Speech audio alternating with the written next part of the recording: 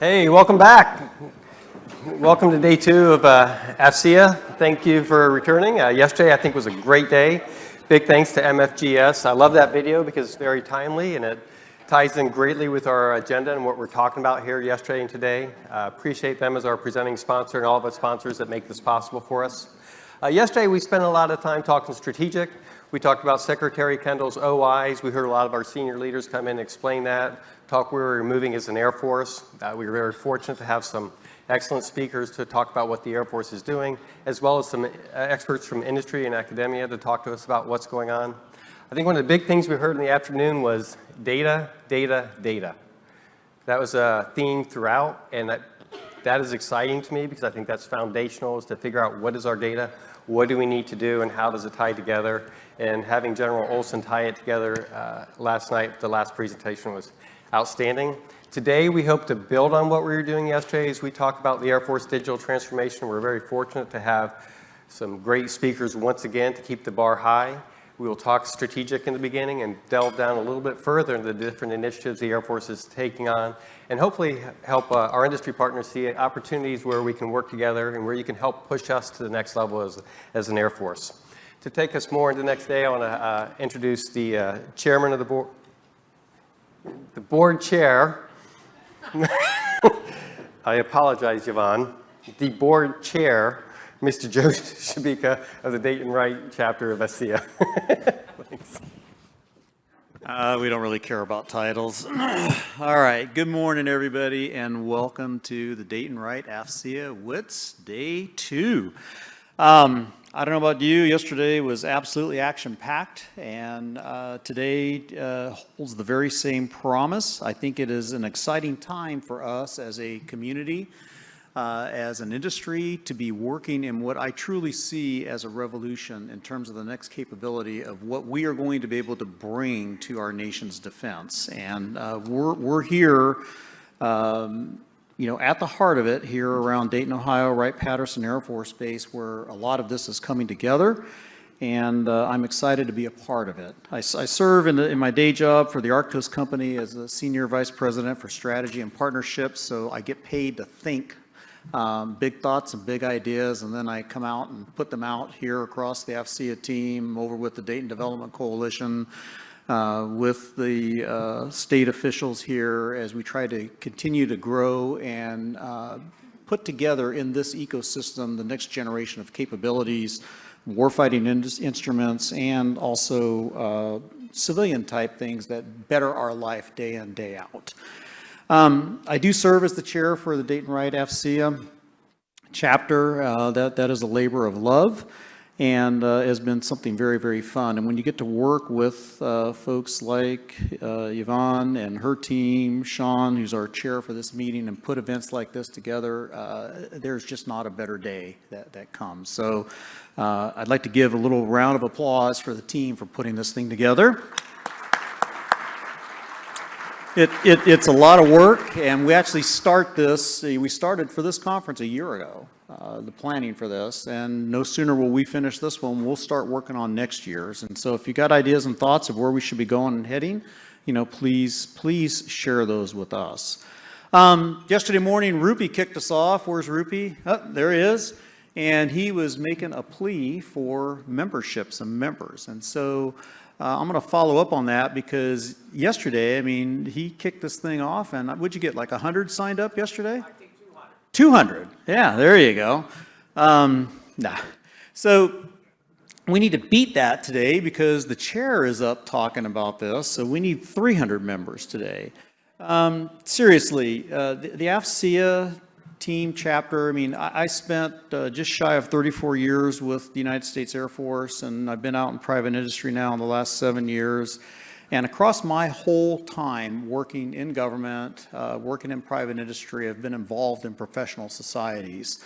AFCEA has contributed greatly to my growth, my development as a scientist, as an engineer, as a leader in the Air Force. And so I encourage you, if you're here, in uniform, you're here serving, you're a civilian, on the government side. If you're not a member of AFCEA, please consider joining this chapter, our chapter, or the chapter local to where you're coming in from.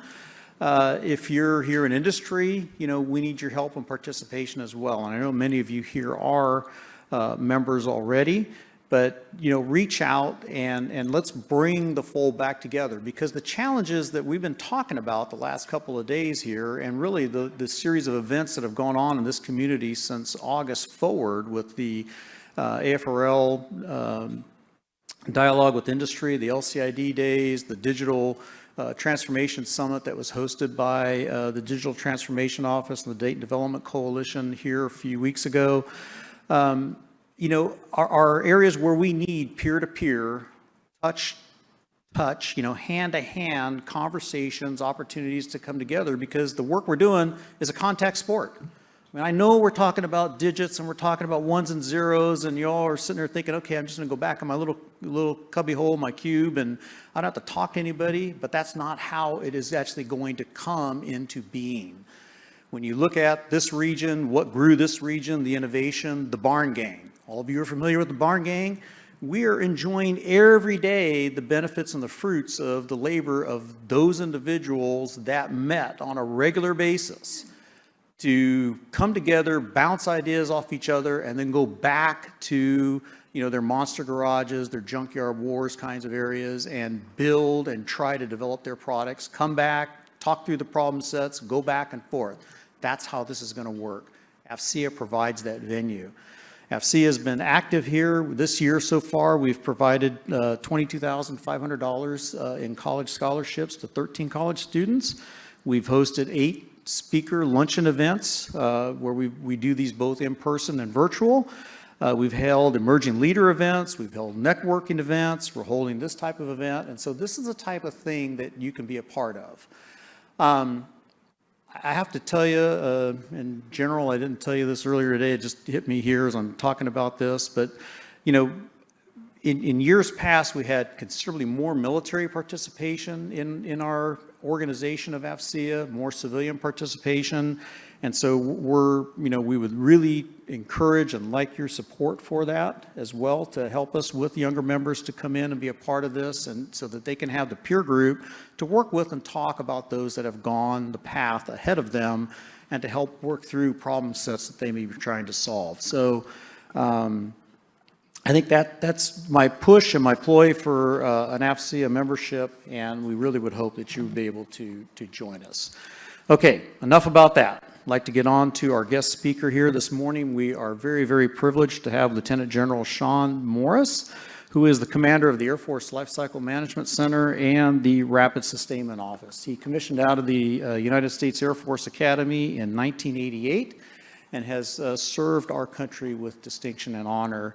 One little cross-section of area, other than working together in the Air Force across, different assignments and areas where he would be in the AFRL or in the Life Cycle Management Center, or as in the Pentagon or whatever.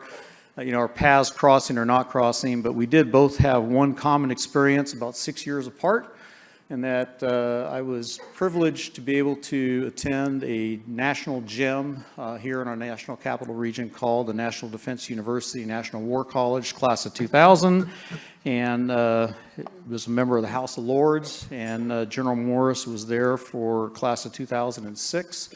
House of Lords, compared to our neighbors, which were over at the Industrial College of the Armed Forces, ICAF at that time, which we dubbed at our class as Black and Decker U.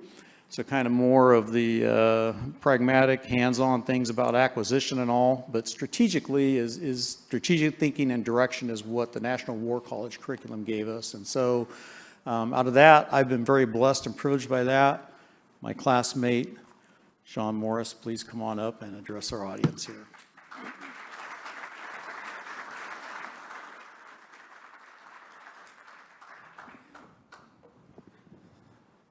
All right, great. Yep, sounds like this thing is on. Perfect. All right, thanks for being here. Thanks for the invitation to come out. As all things school related, I'm sure National War College was much harder in 2000 than it was in 2006. They had to walk to school, uphill both ways in the snow, all that good stuff. So thanks for that introduction. and thanks for the opportunity to be here. I'm still trying to figure out how in these conferences I could get to do day one, so I'm not constantly just repeating everything everybody else has said. And so even though I wasn't here in day one, I have no doubt that's going to happen. But I want to focus a little bit on what we are doing in Air Force Lifecycle Management Center.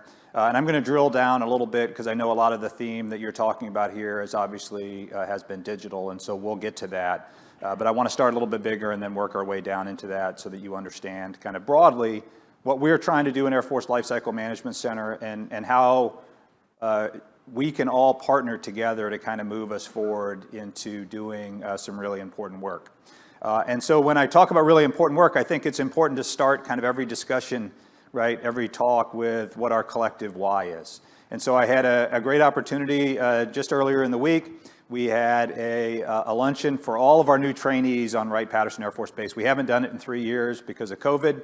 And so we got all the brand new trainees out at Bass Lake, if you're familiar with the base, for a picnic.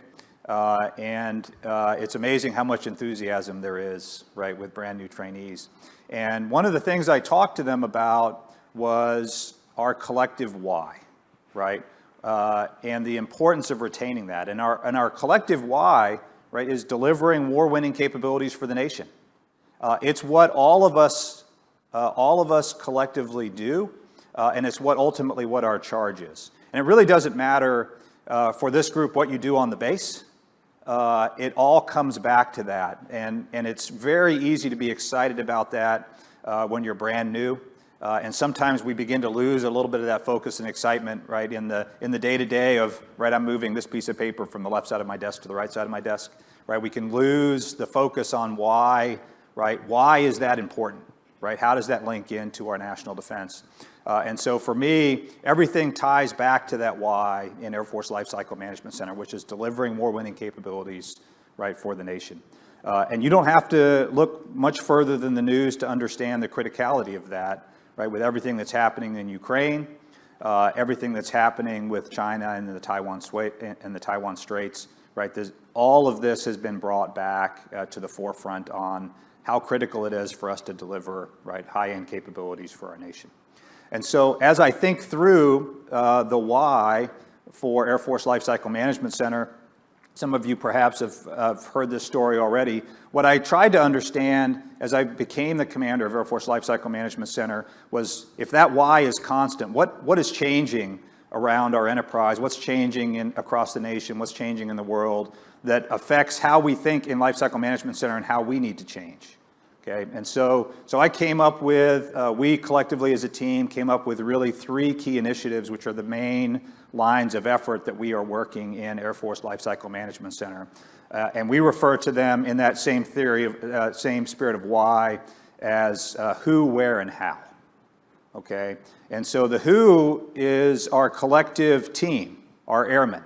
And one of the things I talked to our team about is I was at Hill Air Force Base when we stood up Air Force Lifecycle Management Center 10 years ago. This is our 10th anniversary coming up. And the reality is our workforce, from a composition perspective, a skills perspective, still looks predominantly like that workforce did 10 years ago. And in many cases, it's literally actually the exact same people, right? In fact, I would say in most cases, it's the exact same people that we had 10 years ago. And there's nothing wrong with that. But the problem is, as I project forward another 10 years, right, as we have these discussions, I'm not sure that that is the right work composition from a skills perspective that we need to be successful in the future, right? And so as we talk about digital and we talk about data, right, data analysts, data managers, people who understand machine learning, who understand artificial intelligence, who understand quantum computing. All of these things that are going to be enablers for us to move forward in the future are not reflected in our workforce today. And so we have a major effort inside to think about not only recruiting, how do I go get people who can bring these skills in, but also right, upscaling our existing workforce. How do I train my existing workforce now to have some of these skills that I'm going to need to have them for them to have in the future?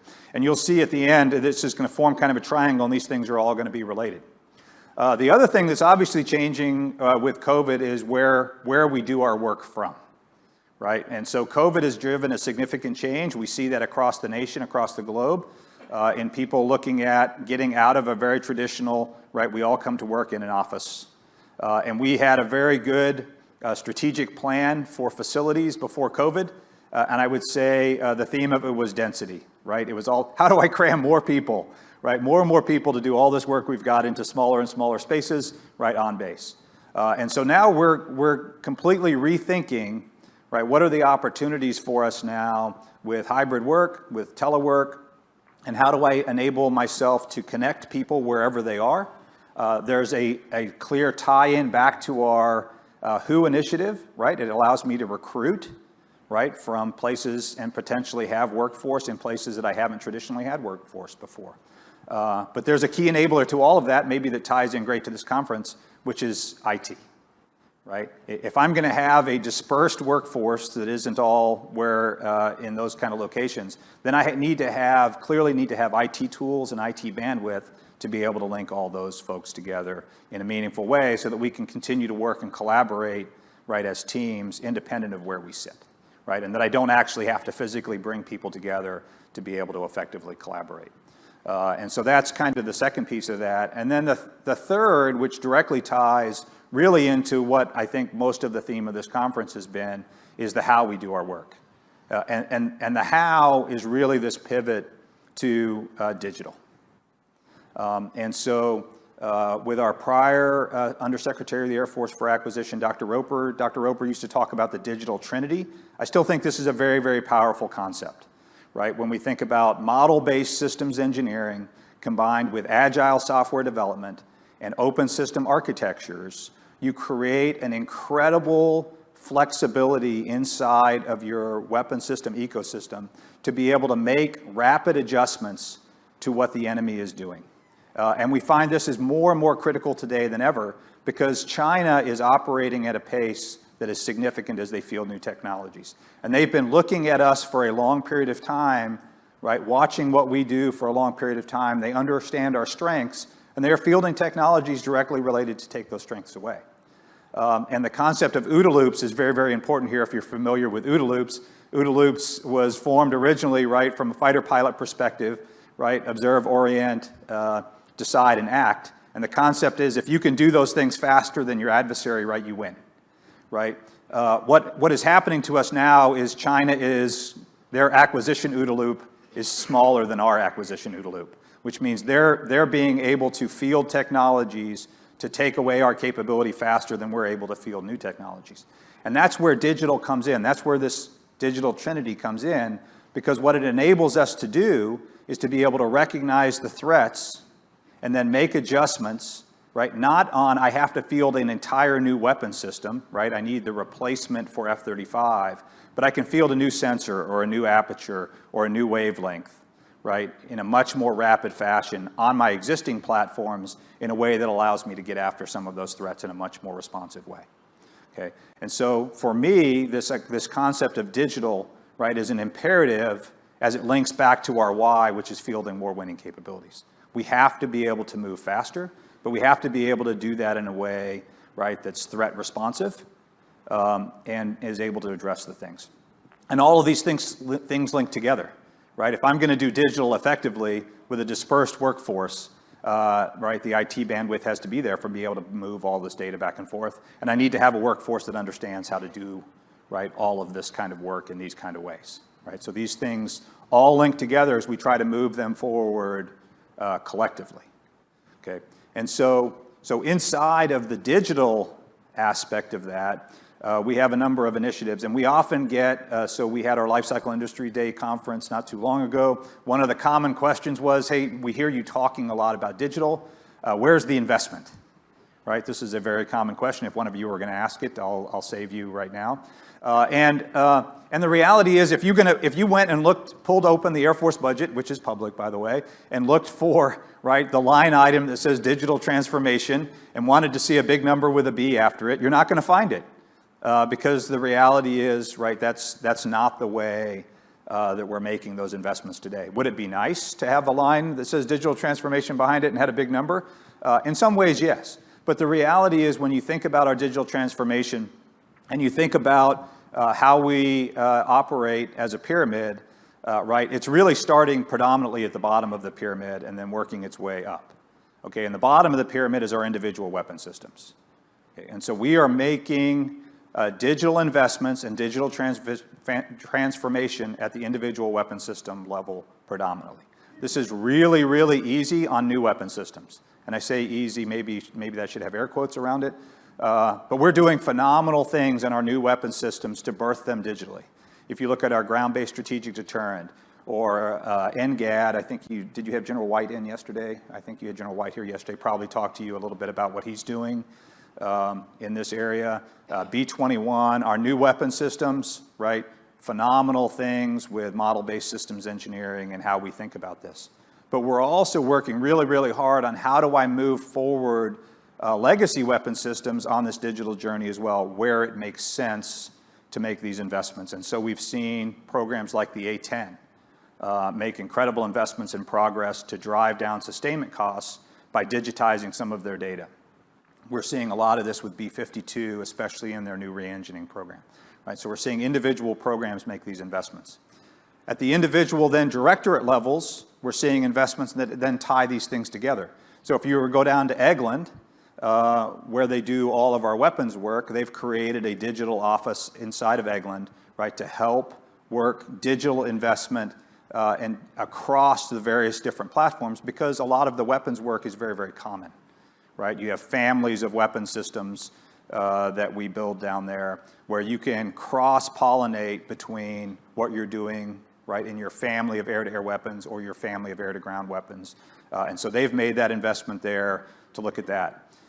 When you bring it up a level then at the center level, right, our focus at the center has been what can we do or invest in at the center level, right, that enables us to save money, be more efficient and more effective by rolling that up at the center versus having everybody invest at that level, down below us, okay? And so that's been the general philosophy. And so for us, that has been, we've got a handful of things that fall into that category, right? We're investing in product lifecycle management tools, PLM, at the LCMC level. So we've established a PLM office.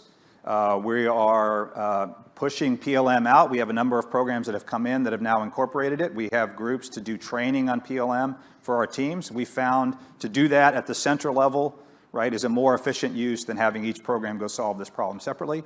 It also allows us to standardize our PLM tool across the enterprise, so we're using a common tool, which enables people to move cross programs and not have to relearn a new tool every time they move between programs. Okay. We're doing training at the Air Force Lifecycle Management Center. So we've pushed out a minimum of 4 basic digital training tools to the entire workforce and mandated them for the entire workforce to just try to raise everybody's basic level of awareness on what digital means, right, and how does that apply to them inside their programs as they think through how do they move forward on their digital journey. So we've mandated that level of training for the entire workforce across Air Force Lifecycle Management Center. One of the big things we looked at was how do we ensure that if somebody's doing something really, really smart in one part of the country, that we're able to translate that over to another program. And so we're utilizing our ACE, right? So the ACE is the Acquisition Centers of Excellence. We have them throughout our enterprise. And the value of that is, right, they're already there. And so what we've now done is partnered our ACE teams that predominantly used to work things like acquisition strategies, right, a similar concept, now with our engineering team to form what we refer to as a Delta team, where programs can come in now, and these Delta teams are able to collect and then share digital success stories across our entire enterprise. So that when General White's team does something fantastic, right, I'm able to learn those lessons and then share them across to everybody else.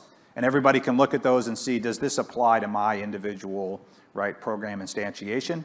And then we're able to train them up so that they can move forward.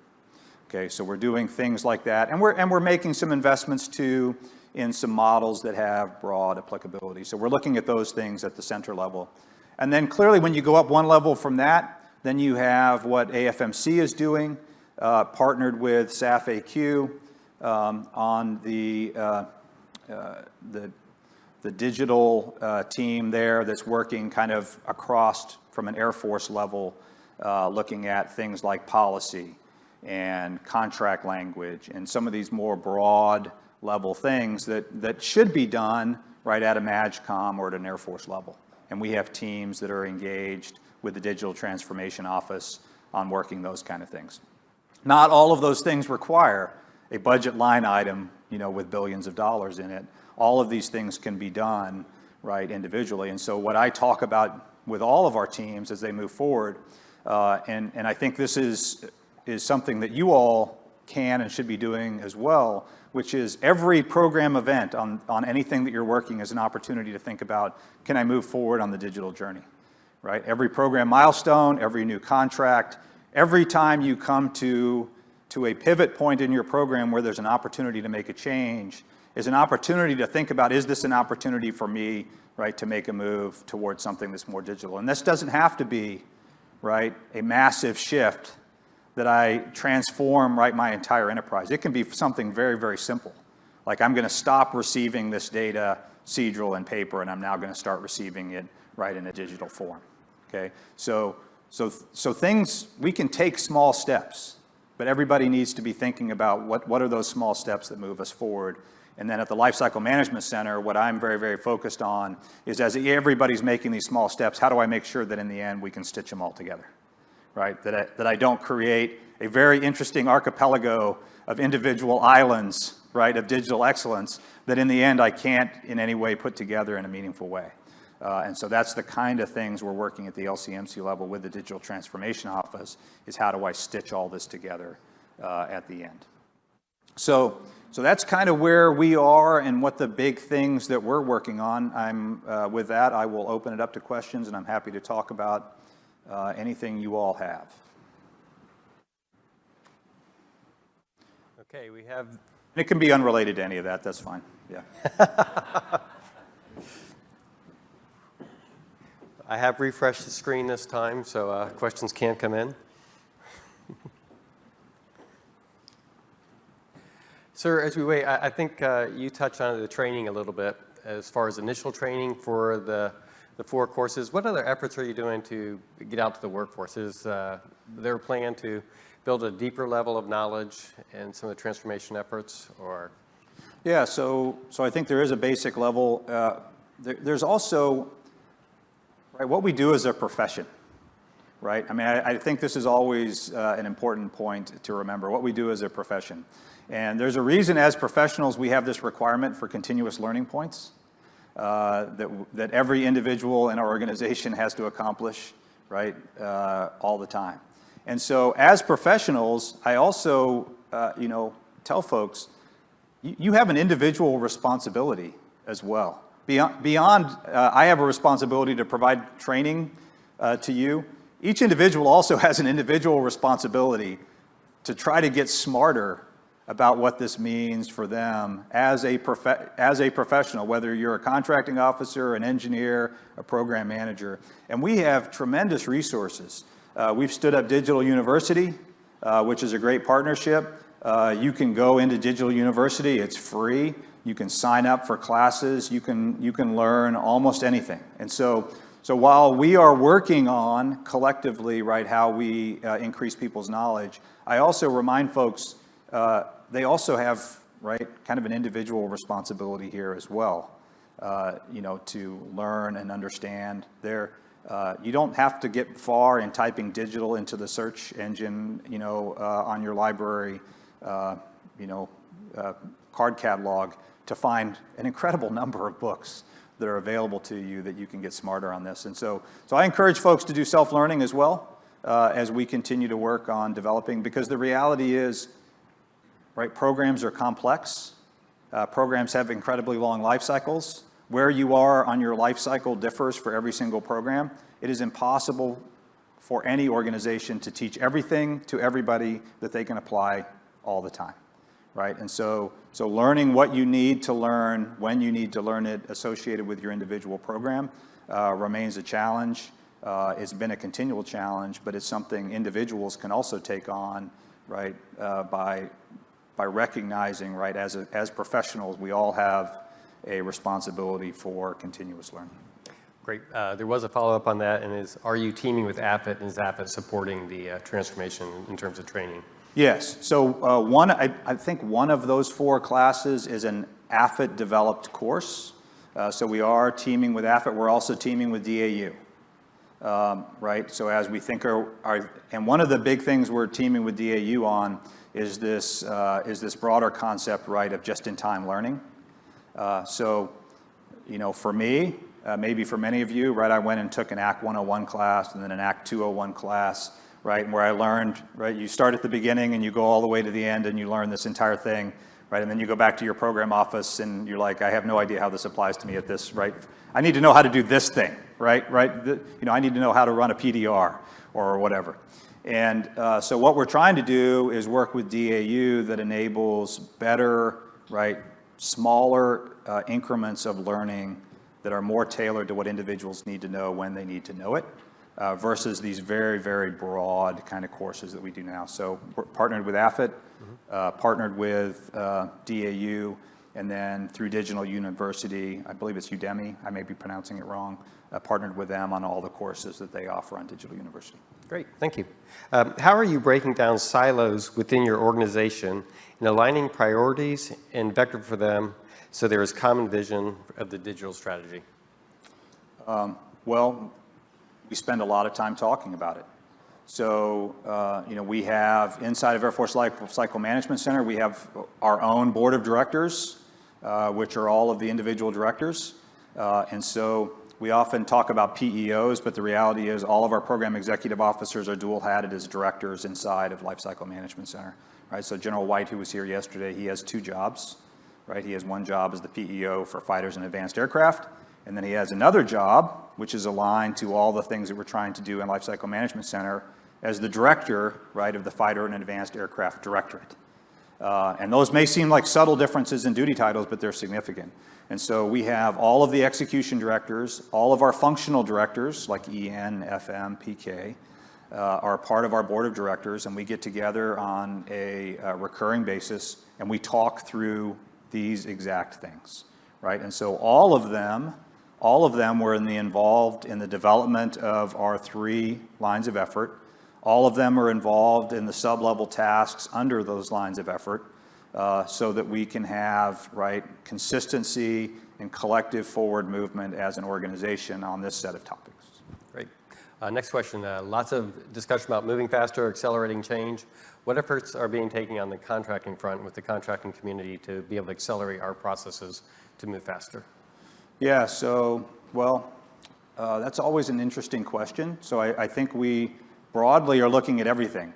But I will tell you, from my perspective, the biggest limiting factor on most of our contracting efforts as we break it down is getting quality, qualified proposals from industry.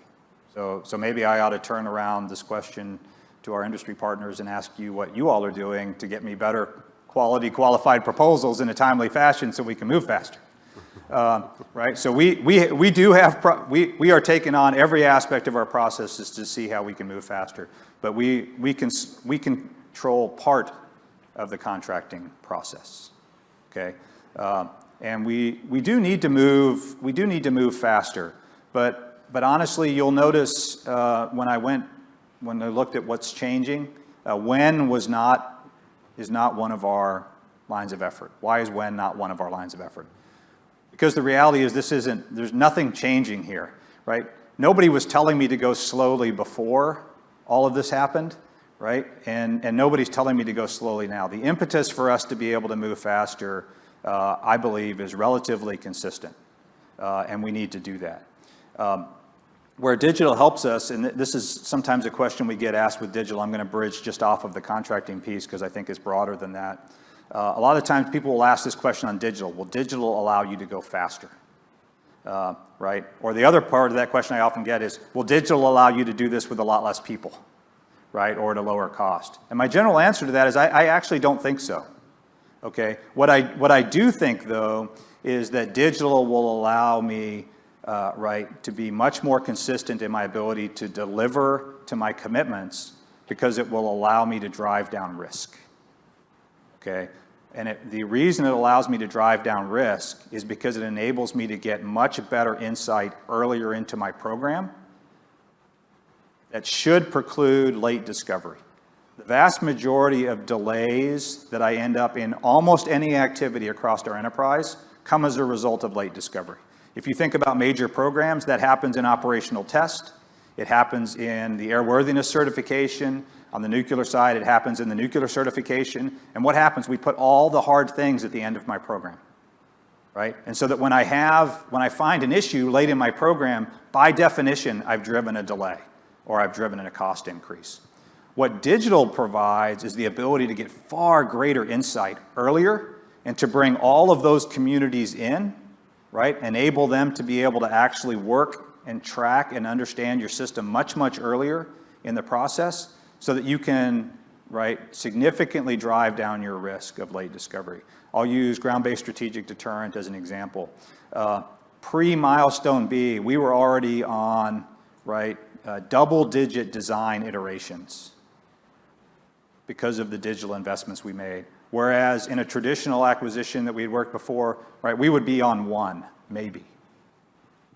So the amount of things that I was able to get insight into, and we had brought in Afotech, we had brought in DOT&E, we had brought in the nuclear certification teams, and we had given them access to all of that data so that they could track along with these changes pre-milestone B. Whereas normally we would be, those people would be coming in at the end, right, in a very serial process. Give me the final artifact, and I'll review it, and I'll let you know, I'll grade your homework, right? And all the red stuff, right, you got to go fix before you can move on, right? This enables us really, not necessarily to go faster, but to actually deliver to the commitments we make up front, which in the end will feel faster to people, right? Because we won't have all of these delays. That's the promise that I think that's in digital, is really our ability to drive down risk and increase the likelihood of delivering on time. Great. You mentioned a PLM system. The question is, are we using a COTS product? And if so, what is it? And then what are we doing to make sure we can share data between different vendors who may use different products? Yeah, I'm guessing somebody from here, from Siemens, that asked that question. Yeah, so we The Siemens table is right over here. Yeah, there you go. Yes. We have selected Siemens Teamcenter as our PLM solution. And that was run, and we do have a letter from, we took that up to the acquisition executive to get them to actually sign off on that and then issue that out to everybody so that we could get everybody aligned to operating to a common platform. And there was a competition that was run that got us to that solution. Okay. Question on getting tools to the engineers for AI and ML. What are we doing to put the different tools our engineers need in their hands to have access to new digital capabilities? Yeah, so we continue, so we've had a process, this has existed for a long time, which we refer to as Death Stars. Maybe some of you are familiar with our Death Stars. We have them at almost every single one of our locations. They're a collaborative space where so it's difficult to get every tool to every engineer at every desk, right? Now, hopefully we'll eventually get our IT bandwidth as we move into the cloud. Perhaps we'll get better where we can actually be able to accomplish kind of that vision. But we're not there today. So what we created was, at each location, we created these Death Stars where we could put all of these tools in a singular place where the engineers, program managers, whoever needed them could come together and operate on those tools or learn on those tools in advance if it was something they don't necessarily need now, but they think they might need in the past. So we continue to expand out on a regular basis. We look at what capabilities do we have in the Death Stars, what capabilities do we need to add to the Death Stars. A perfect example of that is we've been adding 3D printing capability into our Death Star locations so that engineers can come in and learn how to use the software as we have to replicate and do things with parts obsolescence and some of those things. So 3D printing, obviously advanced manufacturing, another emerging area where we need to grow expertise. And so again, I can't put a 3D machine on everybody's desk, but we can put that capability in the software in a Death Star and people can come to that centralized location to use it and learn. Great. Actually, you answered one of the other questions they were asking about the follow-on panel for additive manufacturing, where it fits in. I think you addressed that there. Question, if you could get rid of one constraint, what would you get rid of? I could get rid of one constraint. Wow, that's a great question. One constraint. I don't know. That's a great question. If I could answer that question, I probably would be working on getting rid of it.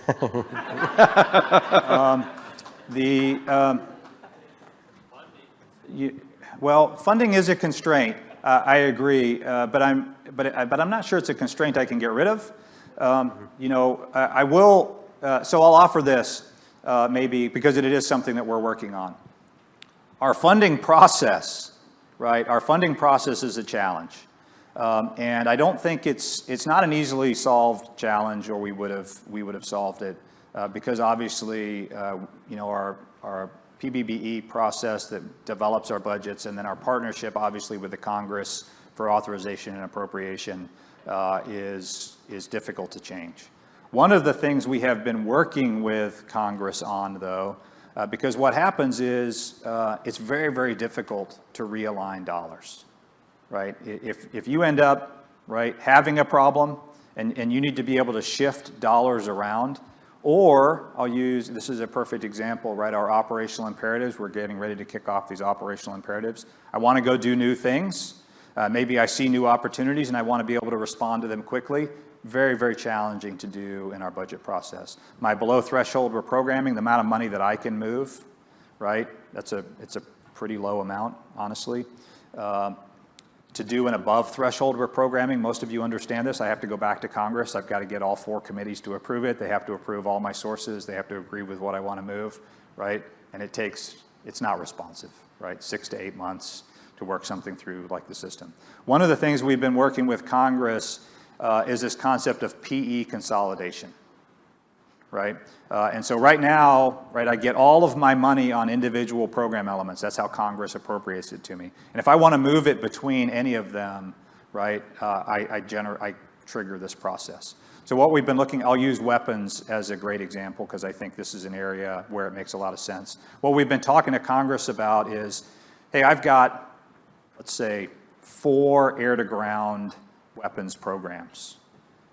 Allow me to consolidate all the program elements for those 4 air-to-ground weapons programs into a single program element so that if something changes, right, and I need to be able to shift amongst my air-to-ground weapons portfolio, I can do that without having to come back and do all of this work, and I can be more responsive. Allow me to consolidate my program elements for air-to-air weapons, right? So maybe not a single weapons program. I don't think Congress likes to have a little bit of control, but we're trying to find where is that balance in between Congress having control and us having a level of flexibility to be able to shift dollars to be able to address emerging requirements.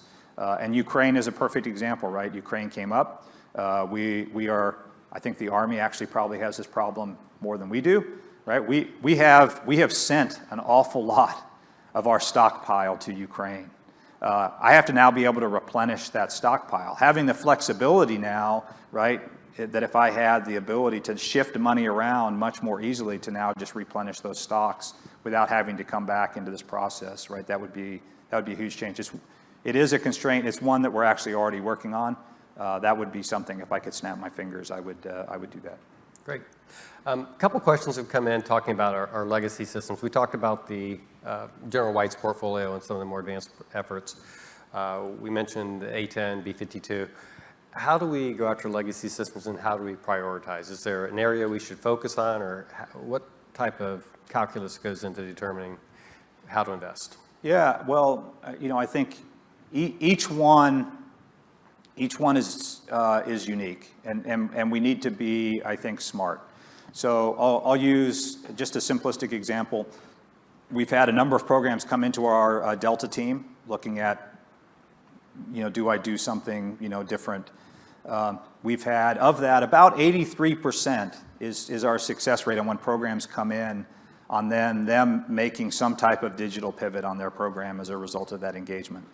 On the 17% that haven't, It's because when they looked at it in the end, most of them were legacy programs. They were at some phase, and after the evaluation, it honestly didn't make sense, right? Their program was either so far along or was so vested in the way that they were doing business that it actually probably didn't make sense for them to change. And I think we have to be willing to recognize that there are going to be places that it doesn't make sense, right? For us to make creating a digital twin, right, of a weapon system I'm getting ready to divest, maybe isn't the best investment that I could be making, right, with those dollars relative to something else. Now, part of the challenge is we say we want to divest things and sometimes we aren't allowed to, so sometimes this is an interesting balance.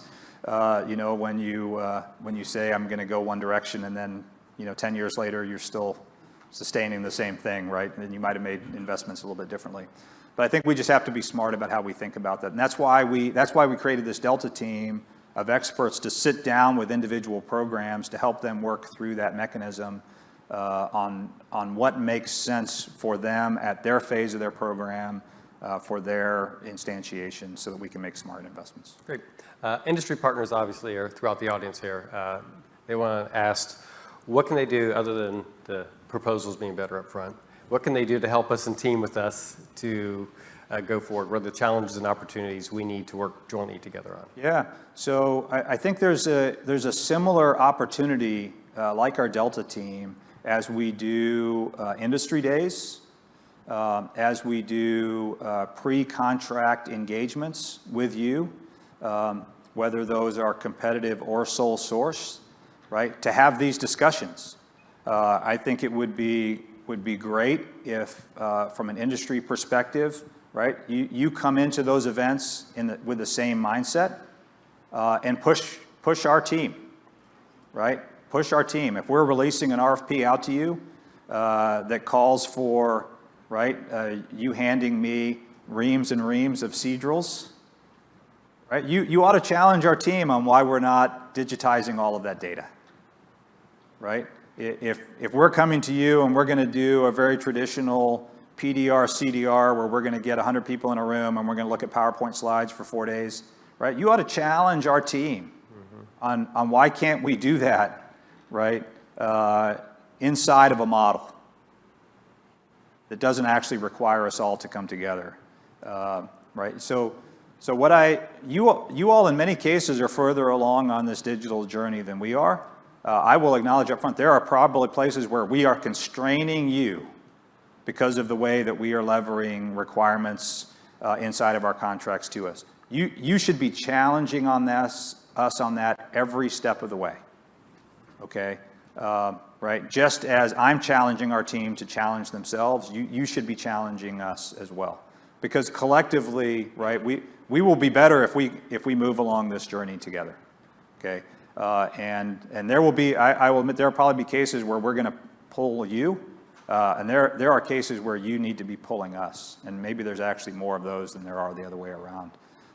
And so this is, this is an opportunity. Every RFP I send out to you, right, is an opportunity for you to come back, right, with some of your ideas in this space as well.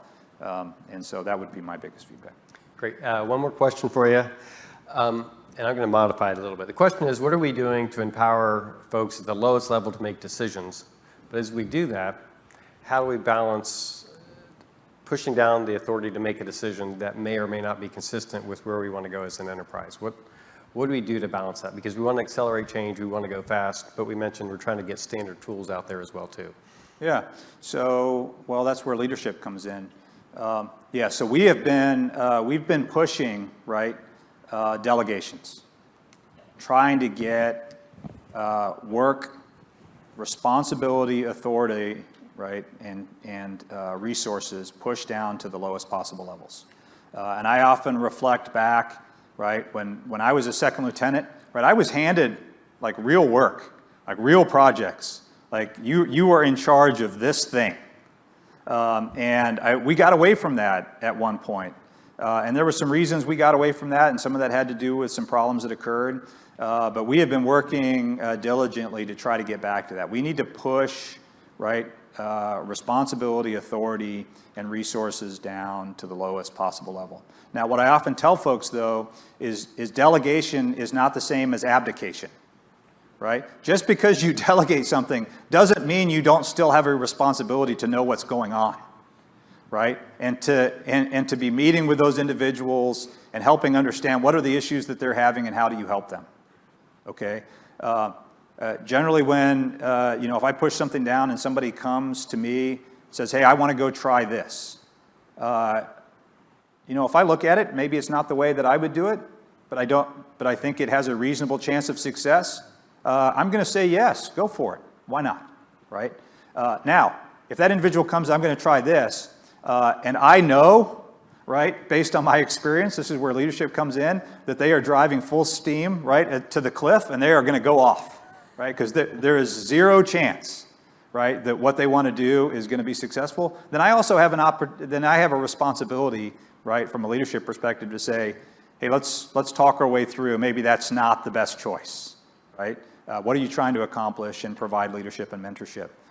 So there's a balance there. I appreciate there's a balance. We do need, the only way to learn is to do, right? And so we got to get this stuff down into our lowest possible levels, let our junior folks learn, experiment, find ways to be successful.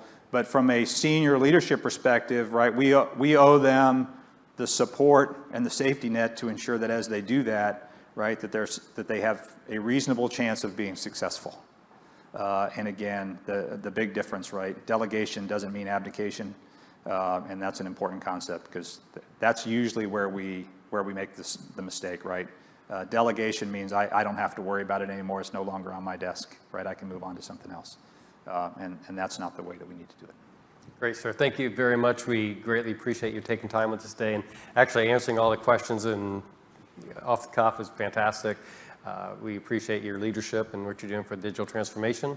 And with that, it's time for a break. Great, thanks. Thanks, sir.